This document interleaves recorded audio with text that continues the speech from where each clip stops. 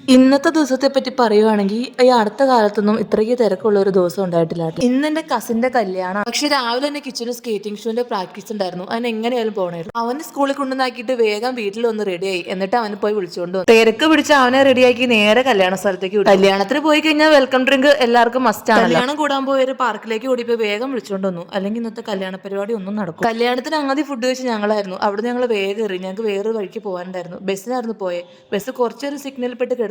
എന്നാലും ഒരുപാട് വൈകാണ്ട് ഞങ്ങൾ അവിടെ എത്തി. ഞങ്ങൾ ഓടിപ്പിടിച്ച് കല്യാണത്തിരക്കിന്ന് പോയത് നമ്മുടെ കോലഞ്ചേരി ഹോസ്പിറ്റലിൽ സ്നേഹ സംഗമം എന്ന് പറഞ്ഞിട്ട് ഒരു പ്രോഗ്രാം നടക്കുന്നുണ്ടായിരുന്നു. ഓങ്കോളജി ഡിപ്പാർട്ട്മെന്റ് നമ്മുടെ ഡോക്ടർ അജു മാത്യുവിന്റെ നേതൃത്വത്തിൽ നടത്തുന്ന ഒരു പ്രോഗ്രാം ആയിരുന്നു. കോലഞ്ചേരിയിൽ അജു മാത്യു ഡോക്ടർ ചികിത്സിച്ച രോഗം മാറിയിട്ടുള്ളവരും അല്ലെങ്കിൽ ഇപ്പോൾ ട്രീറ്റ്മെന്റ് എടുത്തുകൊണ്ടിരിക്കുന്നവരും അങ്ങനെയായിട്ടുള്ള എല്ലാവരുടെയും കൂടിയിട്ട് അവരുടെ ഫാമിലിയും കൊച്ചുമക്കളും എല്ലാവരും കൂടിയിട്ടുള്ള ഒരു ഗെറ്റ് ടുഗദർ പ്രോഗ്രാം. ക്യാൻസർ ഒന്നിന്റെ അവസാനമല്ലാന്ന് അവിടെ വന്നിട്ടുള്ളവരെ കണ്ടാൽ നമുക്ക് മനസ്സിലാവും കേട്ടോ. അവിടെ വന്നിരുന്നതിൽ 95% ആൾക്കാരും ഡോക്ടർ അജു മാത്യു ചികിത്സിച്ച് രോഗം മാറിയിട്ടുള്ള ആൾക്കാരാണ്.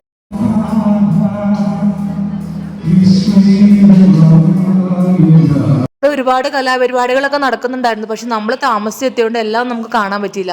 പിന്നെ പിള്ളേരെ എന്റർടൈൻമെന്റ് ചെയ്യിപ്പിക്കാൻ ഇങ്ങനെ ബലൂൺ കൊണ്ട് ഉണ്ടാക്കി കൊടുക്കുന്നതും അതുപോലെ പിള്ളേരെ കാർട്ടൂൺസ് വരച്ചു കൊടുക്കുന്നതും അങ്ങനെ പെയിന്റിങ്ങും അങ്ങനെ ഒരുപാട് പരിപാടികൾ അല്ലാതെ അവിടെ നടക്കുന്നുണ്ടായിരുന്നു. സാറിന് ഞങ്ങളെ കണ്ടപ്പോൾ ഒത്തിരി സന്തോഷമായിട്ടോ. കാരണം ഞങ്ങൾക്ക് കല്യാണ തിരക്കാന്നുള്ള കാര്യം സാറിന് അറിയായിരുന്നു. പക്ഷെ ഞങ്ങൾ ചെന്ന് കഴിഞ്ഞപ്പോൾ സാറിന് ഒരുപാട് സന്തോഷം. ഈ പടം വരയ്ക്കുന്ന ആള് ഹക്കീം എന്നാണ് പേര്. അയാൾ കൈക്ക് ഒഴിവില്ലാതെ അവിടെ വന്നിരിക്കുന്ന ആരിരുന്നാലും അവർക്കെല്ലാം പടം വരച്ചു കൊടുക്കുന്നു. സേബയും വരപ്പിച്ചിട്ട് ഒരു പടം.